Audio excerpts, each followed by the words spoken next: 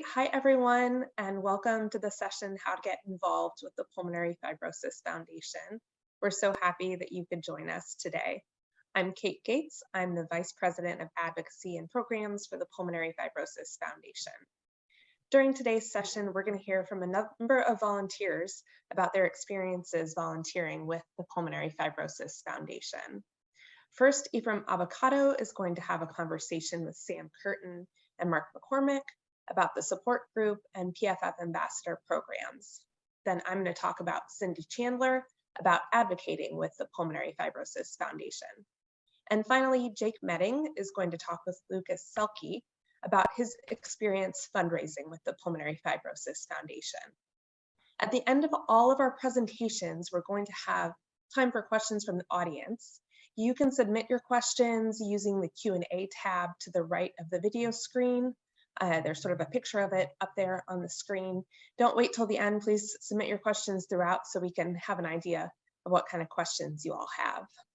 A couple more housekeeping items. Any tech issues, please click the green message support button on the lower right-hand corner of your screen. If you have PFF specific questions today, you can click the help desk button, which is on the menu ribbon at the top of your screen, and you'll be connected with PFF staff. I am going to go ahead and turn it over now to Ephraim Avocado.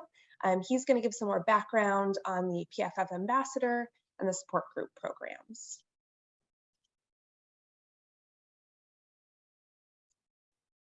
Thank you, Kate. Hi, good afternoon, everyone, and welcome to the session on how to get involved with the PFF. To begin, the PFF Ambassador Program.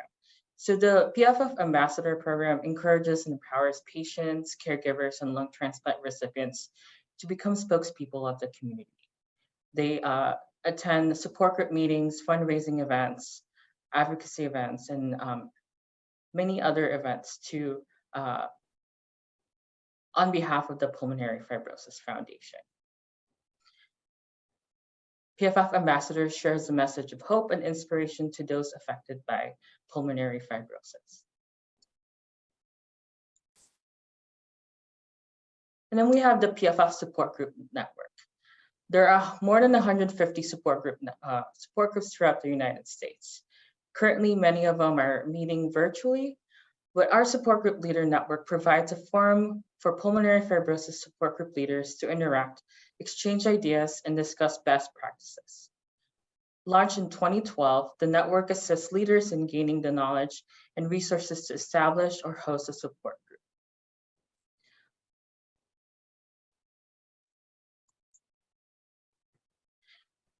And for those who are looking for a support group, the PFF has a Find a Support Group tool. Under the Find a Support Group tool, just enter your zip code. Under Enter Your Zip Code, click Search, and then the closest support group will appear on the list. And to find more information about the support group, click on See Details, and it will open a new tab for more information regarding the support group. And always contact the support group leader to find out more information if the group is meeting on a hybrid format or currently meeting virtually.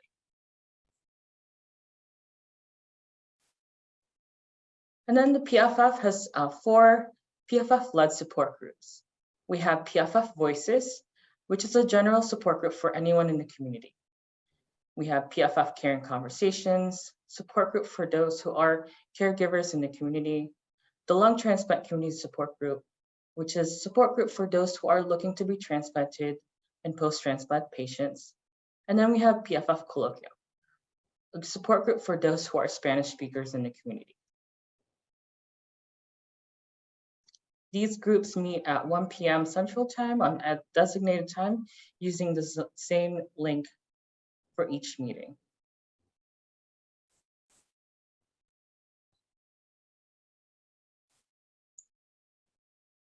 Great. And then we have our panelists, Mark McCormick and Sam Curtin.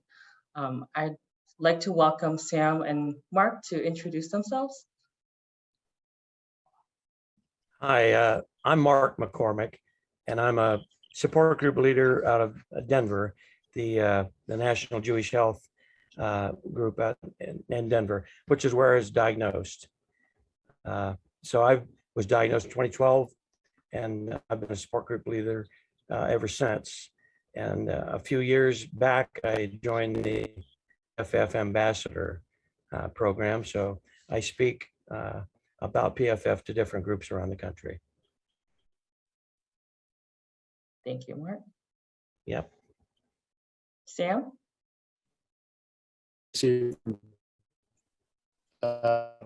I'm Sam.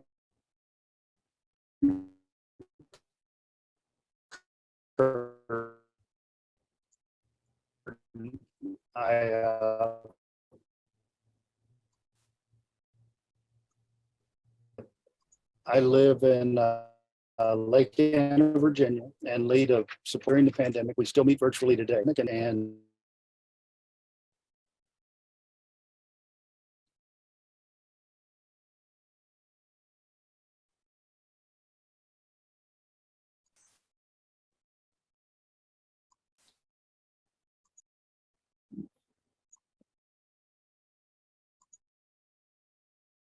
Sounds like we are having some technical issues. So Mark, if you could please describe your experience, like how would you describe your experience getting involved with the PFF as a PFF ambassador and a support group leader? Sure. Yeah. Happy to. I was, like I say, I was very lucky to be diagnosed at National Jewish Health.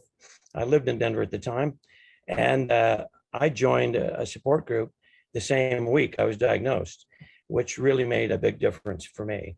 And as soon as I got in the group, then I found out about the Pulmonary Fibrosis Foundation, started going to that website.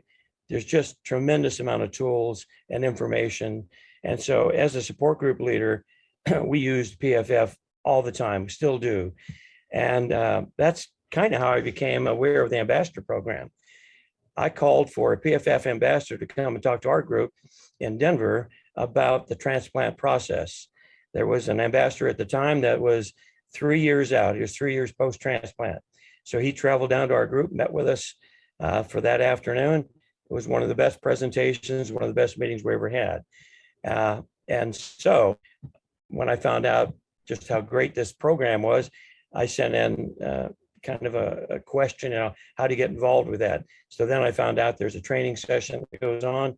So I got involved. I went down there to Chicago and got some training and became an ambassador.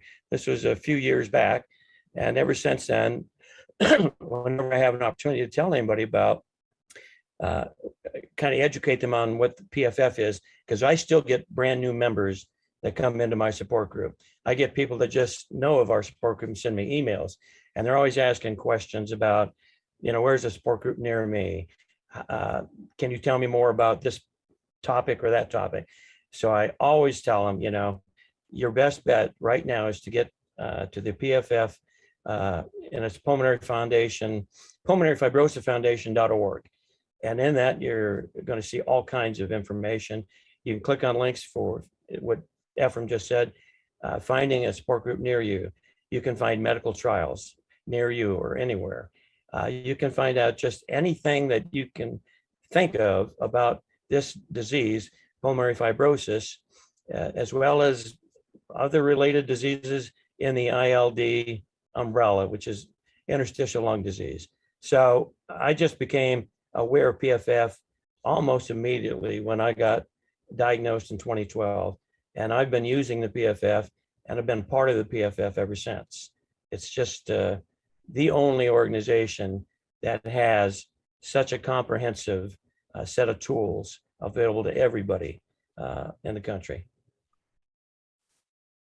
Wonderful. Thank you, Mark. And as an ambassador, what would you say would be the highlight of your experience in the program?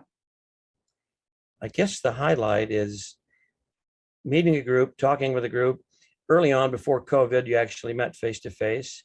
I always got, it's just interesting to hear everybody's perspective, everyone's point of view, and every story. Every story, although they're similar, are different. Everyone's journey is different. You learn something every time you talk with a group.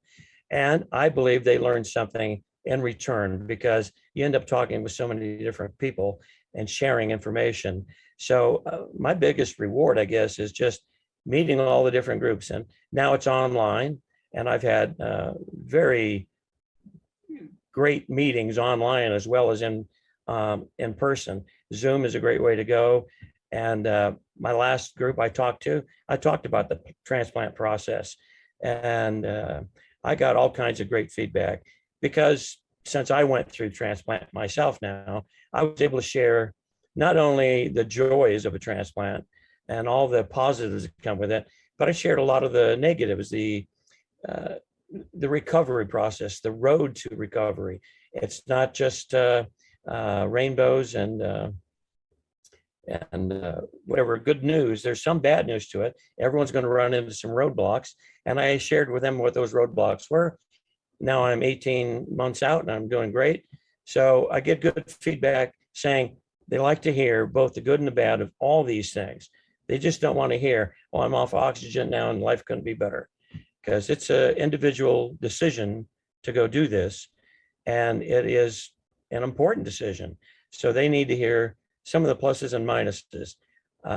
So anyway, I guess my big reward is just being able to meet and talk with other groups, get different perspectives, and of course, share whatever experiences I have. Absolutely. Everyone's journey is different. And for those who are thinking about getting involved with the PFF, Mark, what is your message to them? Getting involved with the PFF, especially, I would say if you're a support group leader, I think that is an important function that you should definitely take care of. If you're a support group leader, you're struggling every month to try to find out what to talk about, what to present, you have no better resource than the Pulmonary Fibrosis Foundation. And if you go to pulmonaryfibrosisfoundation.org, you will see all those tools available to you. Not only are you going to get help with topics and things that you could talk about and maybe even get an ambassador at your meeting, but you have a plethora of handouts, educational materials that you can have provided for you in your meeting to hand out to all the participants.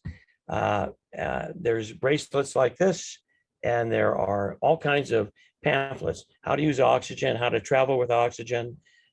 There's no subject that you're not going to find some education from the PFF. So I would say your first step to get involved with the PFF is just go to that pulmonaryfibrosisfoundation.org and do some checking. And you can always call any of your other support group leaders, and of course, Ephraim and other individuals in the PFF. I've worked with probably a dozen or more PFF staff in Chicago. It goes all the way from walking for pulmonary fibrosis, that kind of planning, that kind of support you get, to getting an ambassador. So if you want to get involved with PFF, I think you need to at least get that link downloaded and get on the link and do some navigating and seeing about how you can get some help directly from them.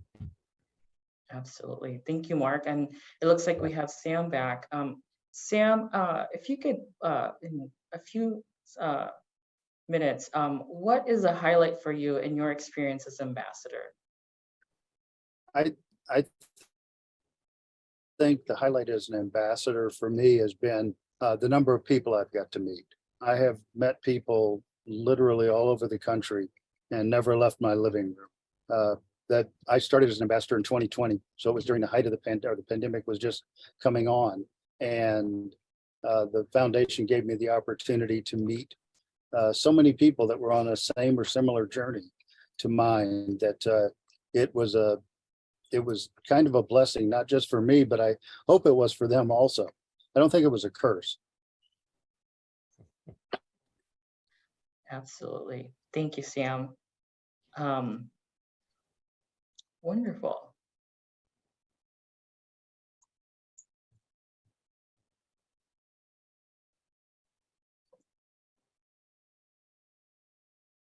Now I'll pass the baton to my colleague Kate Gates to talk about how to get involved with the PFF through advocacy.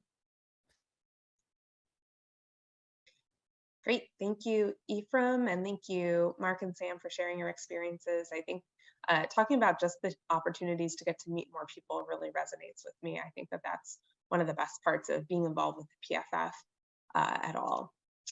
I am going to talk a little bit more about advocacy. I'm going to provide some background, and then we'll talk with Cindy Chandler, who's done a lot of advocacy herself, in a few minutes.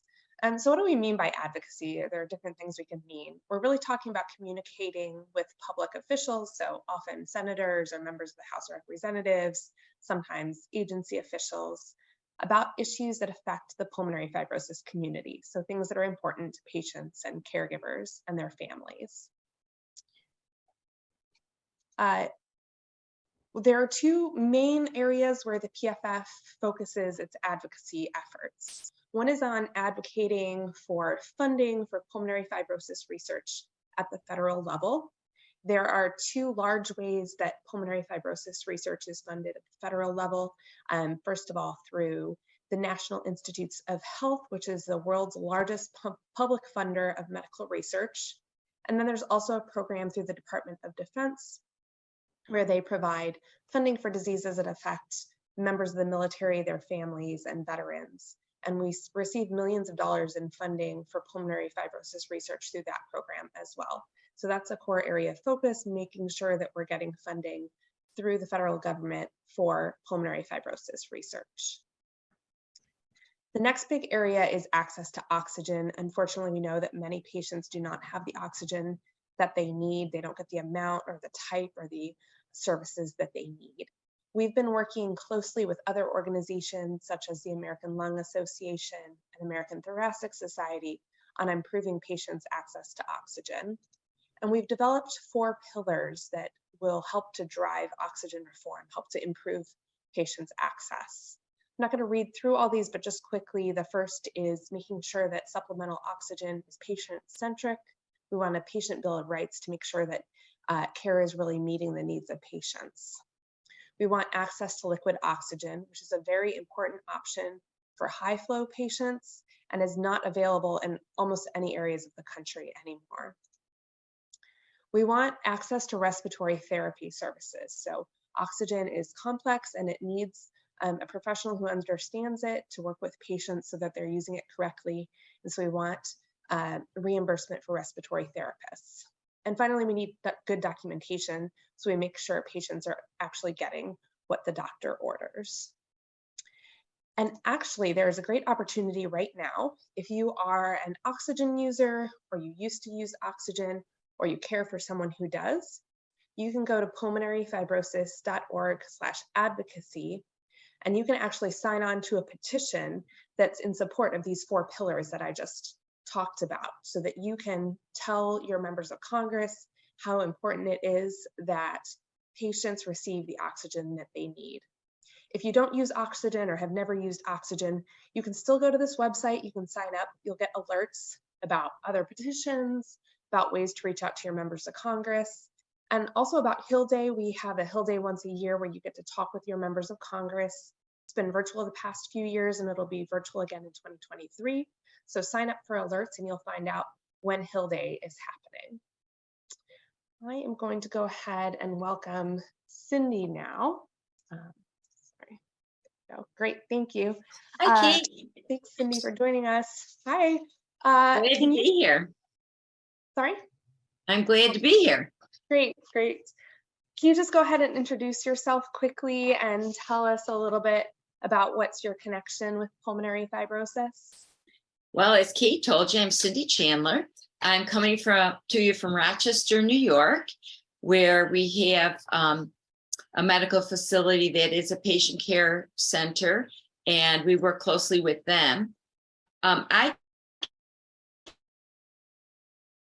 in PFF, oh gosh, in 2000, I started when my husband passed from pulmonary fibrosis. He was diagnosed with idiopathic pulmonary fibrosis in January of 2007, and he died in May of 2007. So in the fall of 2007, I took my first trip to Washington, D.C. with a different organization that has since merged with PFF. So yes, with PFF. And that was my first experience. And it was energizing to think that I could do something, me from Rochester, New York, a teacher, a mom, I could do something important for the disease. So that kind of sparked my enthusiasm to join. So I did that. And every year since, basically, I've gone to Washington. A few years I haven't, but basically every year I go. I've had meetings in district. And in addition, I have more connection because my father also passed from an unspecified lung disease in 2009, and my mother-in-law died of pulmonary fibrosis in 2013. So we've had a little experience with that, unfortunately. So I really am motivated to work on the advocacy end so that I can help support funding for research. Yeah, it's so important. A lot of that research into like familial pulmonary fibrosis and better understanding the disease is really funded through these federal programs. So I really appreciate all the work that you've done and all of sounds like it's about 15 years now of advocating. So we've seen great increases. So thank you for all you've done. Lots of changes over those 15 years. Yeah. Can you tell us a little bit more about what it's like to meet with a member of Congress or the office of a member of Congress? What kind of reception do you usually get when you go into one of their offices? Well, at first it was intimidating. And then once I went into the office and I was meeting with their medical legislative assistants who were my kids' age and students I've worked with. So I felt a little more comfortable and found that they were really interested in knowing about the disease. Many had not, since I've been doing this my first few years, they had no idea what pulmonary fibrosis was. So part of it was educating, helping them understand, sharing materials and reference materials for them, connecting them with the websites so that they could learn more, but also talking with them candidly, because I limit myself to like 5 to 10 minutes because it's about a 15-minute window that you have in the meeting. Sometimes it's longer, but I aim for that 15 minutes to make the points. And they're very interested and they're very polite and busy. So you want to justify their time. So you want to make it worth their while. So stick to the topic and don't get into too much detail, but give enough detail that they're interested in pursuing it further. And they're very good at PFF about developing the asks that we leave the legislator with so that we give them an action item, 1 or 2 that we'd like them to follow up on and to pursue, joining a bill, supporting some research, understanding it, talking in different venues when they have meetings to bring it up. So there's a lot of that, but they're very eager to meet with you, and don't be nervous about it. And I encourage everybody to do it. It's the first couple are weird, but it's fun after that. I'm a little weirdo. I think it's fun, but Well, I always enjoy it too, because they are really eager to meet with you. And especially, especially when you're coming in sharing about something like pulmonary fibrosis, it's such an important issue. Right. I think it really resonates with them quickly, and they are generally very supportive of things to help the families of people with pulmonary fibrosis. So it's, it's not a hard ask usually for them to support what you come in and ask for. Right. Once you talk about it, you have to remember the organizations coming in and talking to them. So you have to kind of help them understand why it would be important and what's happening. So you have to know kind of what's happening in the field so that you can say, these are some things that your past support has done, such as some of the funding for the meds that are already available. The oxygen ask is going to be a big one. And I think that that sounds like it's heading in a really good direction. So it's exciting to hear that. Yeah. Yeah, that's going to be really important to have a lot of people working together on that, because it will be, it'll be a big change to make these changes. So we'll need a lot of people together on that one. Can you talk about why it's important to follow up with congressional offices in between meetings? Yeah. So when you go to the office, the point is make yourself stand out, right? So not dressing weird and doing that kind of standing out, but stand out in the fact that you're knowledgeable about what you're talking about and that you send a personal thank you. I send handwritten and emails because then they get it a few days later. I also include samples of the handouts that I may have left or other information that they may have requested. So take notes while you're in there so you can follow up knowledgeably with them. And also they come into district. So if you're meeting with a legislator that's your legislator and they're going to be in district, you can set up an appointment to do that. We have done it in Rochester. I did it a couple times alone, but then we did it with our support group, I think 2 times before COVID started. And we made such a nice connection with Senator Schumer and Kirsten Gillibrand's offices. And at the time, Louise Slaughter, that they came to the support group meeting to meet the patients. And we also arranged with our doctors at U of R for a tour of the lab. So they really got to meet the doctors, meet the patients, see what's happening in a coherent way that really solidified their interest. And so when we talk with them, they know us, they know what's going on. So sometimes I didn't meet with them this year, but I followed up with emails and I did meet with them during Hill Day and just touch base in that Hill Day. They're like, oh, hi, Cindy, how's it going? Oh, you're going to be a grandma. That's great. And, I say to the other woman, oh, you had a baby. Very nice. And, you could send a card if you want. There's ways you get to know them and familiarize yourself with them. And then they're more apt to listen to you and take your work forward.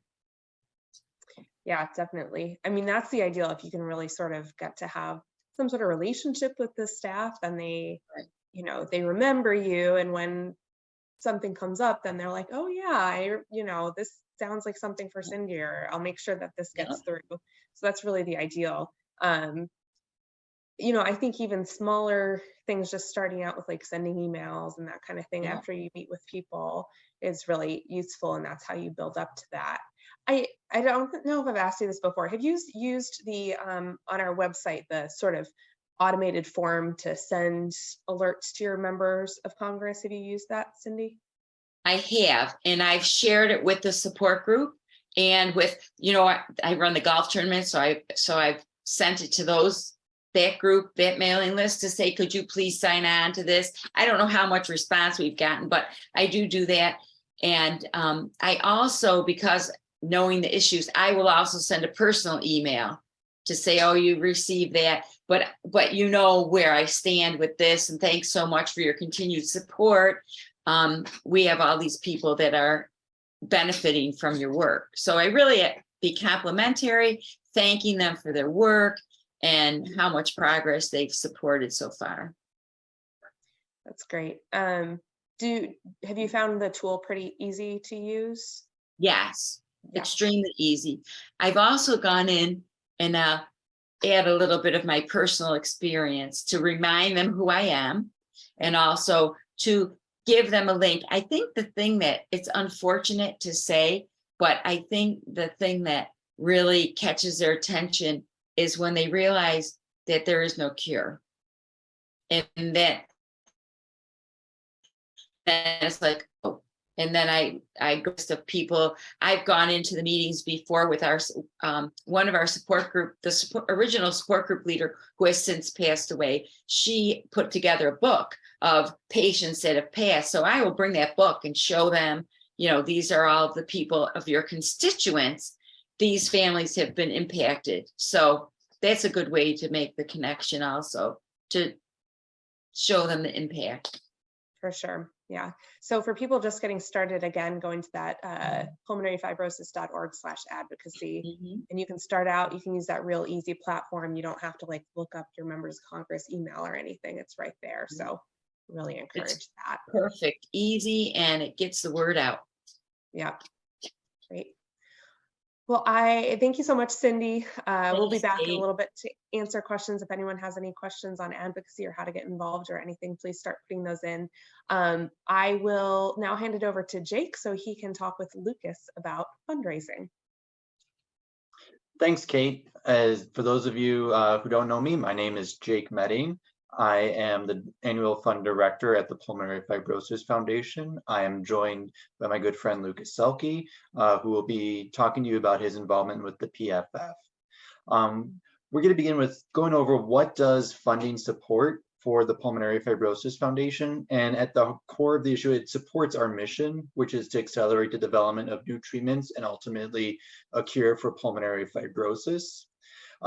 We have multiple ways that we do this, and the different areas that it supports is our research, such as our Scholars Program and our PFF Community Registry, our programs such as support groups and this Education Symposium, advocacy, as you have heard a lot today with our Hill Day and Ambassador Program, and especially with our education materials that you can find on our website. All of that comes from funding of generous supporters such as yourself. We do this through a variety of different ways, as you can see here on the screen. And I'm going to be going into each of them, especially starting with our walk program. The walk program consists of 6 walks throughout the United States. They are in Pittsburgh, New York, Chicago, San Francisco, DC, and Dallas. And we have 1 virtual walk program throughout the entire United States for 1 day, which are National Walk Day. In 2022, we were back to in-person walks for the first time in 3 years. And during this year, for the first time ever, we raised over $1 million for the PFF, which is extraordinary. We had over 240 teams and close to 2,000 people attend all of our walks. And the walk program is a great way to connect with people throughout the country and share the experiences that all of us have had with the disease. I know it has been especially beneficial for my wife and I to attend these walks and talk to people who unfortunately have had similar experiences as we have had with the disease. Next up is our Team PFF approach, which is where you are able to fundraise on your own terms and in your own way to do different events to help raise money for the PFF. We have featured here Mary Hesh, who did a cross-country walk from Wisconsin to Texas in memory of her mother. And in doing so, she raised $40,000 for the PFF, which is truly great and a great accomplishment on Mary's part. We also have our major event, which is Broadway Belts. It's a great event that takes place in the spring, and it has helped raise over $2 million for the PFF. This features Broadway performers singing some of their favorite songs. In 2022, we had our best event yet, raising over $475,000. And in the past few years, we have been able to combine both a live performance with a streaming performance. So people at their houses are able to watch the event as well. And we're able to expand to more and more people, which is truly fantastic because it is a great event for everyone to be a part of. Also, one of our easiest ways is our employer matching gift option. This is where your employer is able to match any gift, either double or triple it. This is very easy for you to do. Most companies have a matching gift program and are eager for their employers to join in. If you have any questions about this or need help setting it up, anyone at the PFF will be able to help you with this. Finally, as we have said, there is not a cure for this disease. So one of our areas that we cover is our tribute area. This is for anyone who has passed, and we want to honor their legacy. Both Lucas and I have lost people we care deeply about to the disease, and we have created tributes to help honor them. I know personally I would not be the person I am today if it wasn't for my grandfather, who passed away from the disease in 2019. I work hand in hand with the tribute families and get to meet many wonderful people like Lucas, who is going to kind of talk to you about his experiences with the PFF and also about his grandmother. So moving on to Lucas, is a little bit about him. And Lucas, whenever you are ready. Awesome. Thanks, Jake. Yes, hello, everyone. It's so good to be with you all today.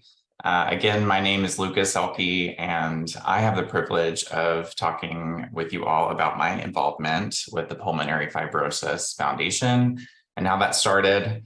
I came to know PF and the foundation through the diagnosis and the passing of my grandmother from IPF. So I'd like to tell you a little bit about her. She was actually on the previous slide, so thanks for throwing her picture in there, Jake. But growing up just a couple miles down the road from my grandparents' house, my brother and I frequented their home. It wasn't uncommon for us to be dropped off by the school bus at their house, or for us to spend the night there, for us to sit around the table for Sunday dinner, you name it, we were there. And their house was always, and to this day is, a marvel to us. The trinkets and the gadgets and the art collected from all their travels around the world, pictures and letters from the early days of their relationship, family heirlooms that have been passed down for generations. Just each nook and cranny and corner is filled with love. And my grandmother, or grandmama to me, was the matriarch of the Selke family. She put so much energy and love into creating our family and to instilling the value of family in each of us. We became a family who saw value in spending time together and for caring one another. And we learned all of this through grandmama, who was the ultimate caregiver herself. So as you can imagine, that whenever we received the news of her diagnosis, we were all shocked. But we all quickly understood that my grandmother, who had been used to caregiving for all of us, would quickly switch and would assume that role as patient now. Grandmama was now the one that was receiving all of that care and attention and love from us, her family. But this illness was something that caught us all off guard in many ways. As we all know, pulmonary fibrosis at large still has so many unanswered questions close to it, which often leaves the newly diagnosed feeling disconnected and hopeless. And grandmama was no exception to this. We were no exception to this. IPF and grandmama's diagnosis was new and different to all of us, but she still felt isolated and alone and unable to connect. But lucky for us, cue the superhero theme song music, because the Selke family found the Pulmonary Fibrosis Foundation. Once grandmama found the Pulmonary Fibrosis Foundation, she was truly able to connect with others in similar situations as her and find hope. And for us, her family, we were able to learn and become more aware of the terrible illness and utilize all of the resources available to us as a family and as caregivers. This obviously was a breath of fresh air to all of us involved. But IPF took my grandmother's life, but it never once took her spirit. And we owe that in part to the foundation and the incredible work that they do. It was the sense of community and support that the foundation provided to her and continues to provide to so many others today that got her through that tough time. But when my grandmother passed, we all knew that our job wasn't done. We knew that it was our job to continue telling her story and finding ways to connect and support and raise awareness surrounding this illness. And PFF made this fairly easy for us. My first call to the foundation was actually just the day after my grandmother passed, and it was Jake on the other line. Jake and the entire team at PFF were fantastic in that time. They helped us set up my grandmother's tribute page. They helped us send that link out to others so they could get involved. And we still have it open today, and it serves as a way for us to remember her life. But for me, my involvement did not stop there with the Pulmonary Fibrosis Foundation. It continues to be a way that I get to connect with my grandmother even after she's passed. Actually, at my own wedding, we had the option to donate to the foundation as a registry gift and donate in memory of her to that same tribute page. This was a way that my family and I could still feel connected to her on that special day and at an event that we all knew that she would have loved to be there for. And then soon after that, I became an ambassador to continue telling her story and to continue spreading awareness of this terrible illness, and to hopefully continue to provide inspiration for new ways to get involved with the foundation. Most recently, my family and I participated in the Pulmonary Fibrosis Foundation DC walk. And it was actually really meaningful for us. It became a way for us to walk in remembrance of my grandmother and to celebrate her life. But it was actually my family's first PFF event to attend in person. And it was honestly so comforting to be immersed in the PF community like that. And I strongly believe that it's events like that walk and events like this symposium that really get us that much closer to finding a cure for this terrible illness. So on behalf of the entire Selke family, which is a big one, thank you all for being here today and for listening to all these great stories and to contributing to finding a cure in your way. Yeah, the walks this year, I think, as Lucas has said, when his grandmother passed away right in the beginning of the COVID pandemic, and a lot of people have been missing out on those connecting abilities. Lucas, would you be willing to kind of go into like, how was it being with everybody at the DC walk for that first time in about 2 years? Yeah, absolutely. So yeah, you're so right. So my grandmother passed in 2019, and so the previous walks, they definitely kind of provided that layer of healing to my family because we were all able to participate in the walk, but from all over the country. But this was our first opportunity to really be there together as a family, and so it provided that sense of unity. And definitely some tears shed on that day by many, I know, but it made it that much more special for sure.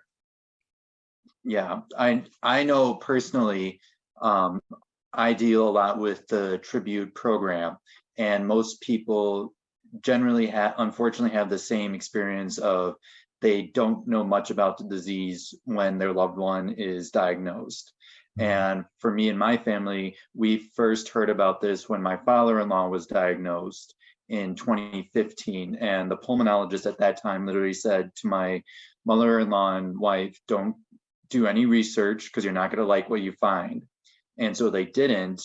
And he quickly passed in 2016 from the disease. And it wasn't until my wife and I went to the New York walk in 2018 that she was able to talk to families there who had the similar experience and were able to really connect. And she said that was such a powerful moment of closure to know that she was not one of the only people to go through that same experience, that it really shows the community that we have. And that's something that I know everyone at the PFF and all of our ambassadors and support group leaders, they are trying to expand on that. And that's truly something great for all of us to strive for. So, but yeah, Lucas, you have done just a great job since joining us in 2020 and being an ambassador. Has there been any other experiences that you'd love to talk about here today?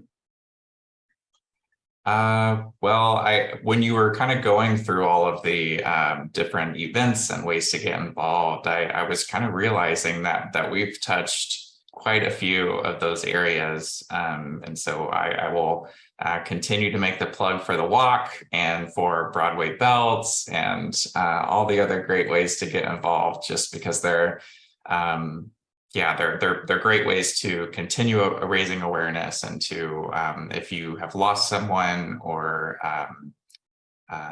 know someone going through this terrible illness, it's just that extra way to just really find that connection and that hope. Excellent. Well, thank you so much for talking today, Lucas. I believe we have questions next. Great. Yeah, it looks like we're all back here on together, which is really nice. You can see all 7 of us at once. Thank you so much, Lucas, for sharing about your experience. I just think that's such a great way, and I just love coming together with your family on all these things. It's such a nice way to volunteer together. So thank you for sharing about that. I'm going to start out with some questions. One I want to ask is sort of for just about everyone, because we know over the past couple of years, most things have been virtual. So what is your experience of volunteering in your various areas been like virtually versus maybe when you either did it before or now you've started doing it back in person? Have there been benefits to it, things you've liked, and what have some of the challenges been? So I think I'll start with Cindy, maybe, if you want to talk about your virtual engagement. Hi. The first year during COVID, well, the first COVID experience I had was I was in Washington that the year that the Hill Day was canceled. I had planned a road trip through Florida and then up the coast. So I was in Washington, and my mother and I, we were on vacation. So we heard a little on the radio, but not really anything. We get to Washington and we're like, what is going on? Offices are closed, big signs. You had told us we were closing. So I did get to meet with people still. And actually it worked out great because Joe Morelli, one of our representatives, saw me in the office. I didn't meet with him. I met with his aide, but then we were in the hallway and he said, you were just in my office. He goes, walk with me. So I walked for a block or whatever and told him all why I was there. And then I just ran into him at a rally that I was at and talked with him some more. And he's like, oh, Cindy, how's it going with PFF? You're great. So that was good. But the virtual ones were interesting. And what really I enjoyed is the first year I had a lot of meetings, and it was easy to do them because I didn't have to run between buildings. I could meet with more people and spend a little time. And I met with people in different areas. And I got to work with Keone in Hawaii, which was awesome. And we met with some Hawaii representatives, with Alaska representatives, because I spent some of my time there. So it was interesting because I could be more broad focus, I guess, on it. And then this year I met with the group, which was fun because I kind of helped with the New York team, getting us together and coordinating what we were going to do. And online, it went well because we had people from Buffalo and Binghamton and the other families in Syracuse. So we could be all together without them having to travel with their oxygen and everything. So I think there's as Kate and I spoke a little bit yesterday, there's a reason or a purpose to be in DC, I think, for part of it, especially as we roll out a new thing like the oxygen. Yes, to have people there, but does it have to be a huge group? Not so much anymore, I don't think, because I think the virtual piece is very doable and it allows more people to be involved. And we know that traveling with the oxygen can be really burdensome. So that would allow patients to really be involved and advocate. So I thought it really went okay, and seems to be a way people are adjusting and working it out. Yep, definitely. And I think like you said, we love being able to have patients who could never participate before sit in on meetings. It's right. So important that, members of Congress hear from the patients themselves. So there have been challenges, but definitely some benefits too. And they're hearing from their constituents, which is really important. And they see it, a face with the disease. And so, I can go and say it, my husband, whatever, but that's past, this is a person living with it today, which I think makes a bigger impact. Yeah. Mark, can you talk a little bit more about, sort of taking the support group from in person to virtual, what that's been like? Yeah, sure. Like I said, when I started out, I was lucky enough to be diagnosed and join a support group right there in the same hospital on that same week. And to backtrack a little, when you're diagnosed with this, the unusual thing is it's the most terrifying diagnosis you've ever heard of, and nobody's heard of it. So that was one of those things where the PFF really comes in unbelievably important, because unless it's familial, and that kind of has been blowing up more now, but when most people get diagnosed, they're alone. They've never heard of this. There's no money, there's no cure, and it just progresses starting on. So the PFF really helped to educate me and others I knew that came into the group to know more about this disease. You read that it's 3 to 5 years, and then you go to your first support group meeting and you realize you're 10 years. So you just got to understand the disease more, things you can do to help yourself. So as members came into my real meeting, some of them came in absolutely not knowing anything about it. They were told, there's nothing for you to do, just go home, get your life in order and prepare to die. And it was just an eye-opener when they went to their first support group meeting and heard from everybody else, found out all the things you can do. What is oxygen therapy? How does it help you? Why exercise, which seems counterintuitive, I can't hardly breathe, you want me to exercise. So why it's so important to build those muscles up in your body so that you will breathe easier. So at any rate, that was a great introduction to what you can do about your disease. And online, in person, we always had a pretty good turnout, maybe 10, 12 people, but we were always missing those people, just as Cindy said, that could not travel there. They're on oxygen. It's too difficult to pack oxygen in a car, drive over there, sit for 2 hours in a meeting, hopefully have enough oxygen to get back home again. And we had people that were just in the group, but they were dispersed from Denver. It was difficult. So after COVID hit, and then we went to online, the Zoom, and I don't work for Zoom, but I am in awe of how simple and easy it is and how well it works. When you think of pulmonary fibrosis support groups, they're mainly made up of seniors. If you know anything about seniors, they're mainly computer illiterate, and they're very challenged when it comes to any of this stuff, generally. So I didn't have high hopes that we were going to do very well with the online Zoom call, but as a matter of fact, they took to it remarkably well. It was easy to learn, and our group now, every meeting we have in excess of 25 people at the meetings.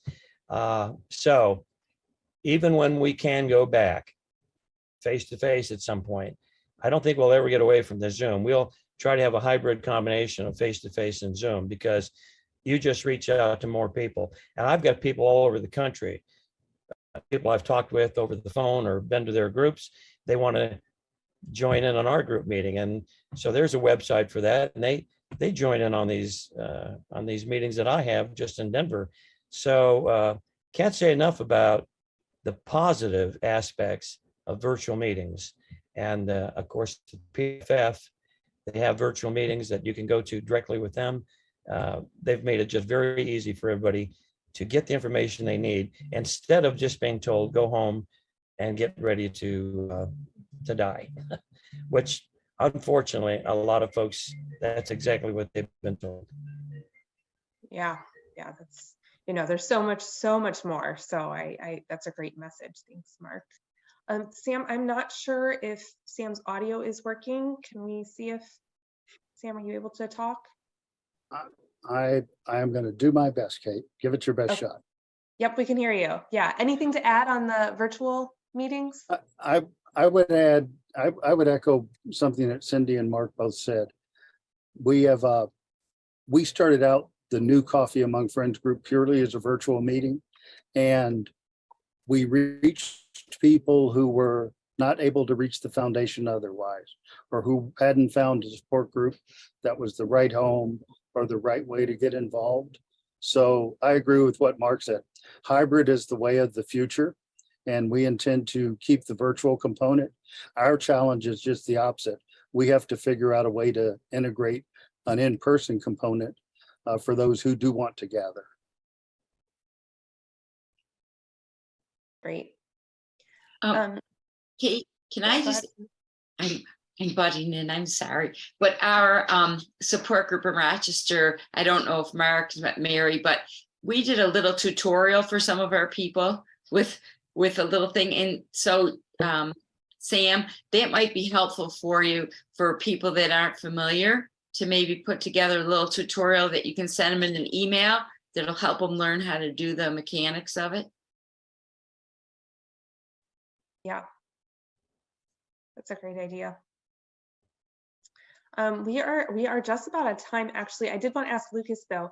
You said your family was in DC. So is your family all in the DC area now, or did they fly in? And how do you sort of stay connected with your family? That's something, you know, I think all of us would like more tips on how to do that. Sure. So, like I said, my grandmother passed in 2019. So, pandemic was definitely there, and so she passed in South Texas, which is where I grew up. So some family there, all over Texas, some family Michigan, Illinois. I was actually in Alaska at the time because I'm a military spouse. So family all over the country. And one thing to echo what the others have already said, but the PF community is just incredibly resilient. And so the pandemic and hurdles that this community had to overcome during when everything was remote was easy as pie, in my opinion. It just the level of commitment to each other in this community was absolutely still there, and I think my family showed that for sure. That's great. Thank you. We are actually out of time. We had a couple of questions. Came in late. I didn't get to, but we'll follow up with you individually for the questions that we didn't get to. Thank you all so much for attending, and thank you to the panel. I'm just going to finish up with a few last housekeeping things, especially about the next sessions. Let's see here. Oh, we did questions. There we go. Okay, so the last session of the night is the all community networking event. We would love to see all of you there. We're going to have 5 different rooms, actually, one for newly diagnosed patients, so diagnosed like within the last year-ish or so, living with PF, so if you've been living with PF maybe a little bit longer than a year or more, oxygen users, lung transplant recipients, and then caregivers, families, friends, people who've lost a loved one. We would really love to see you there. It'll be open mic, you'll be able to just talk and chat with others. So it's a really nice opportunity to actually see some other people. The one other note that I wanted to make was that everyone can order PFF safety kits totally free of charge in our shop PFF. The safety kits have a couple of masks, I think, and a couple of other things that can help to keep you safe when we continue to deal with all these infectious diseases right now. There's a link you can find in the lobby, and you can always find them on the store of the PFF website. I want to thank you, my panelists, so much. This was a great conversation. I loved hearing about all of your experiences, and thank you for everything that you've done for the community over so many years. We look forward to seeing everyone at the networking event in just about half an hour.